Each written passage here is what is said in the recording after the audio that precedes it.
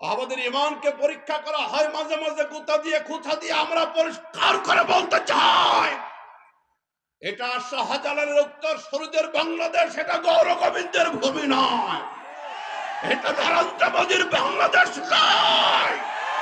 Advocate আলিপে রক্তের বিচার করতে হবে। যদি রাষ্ট্র বিচার না করে এদেশের তাওহীদি জনতা আমার ভাইয়ের রক্তের বিচার করবে ইনশাআল্লাহ।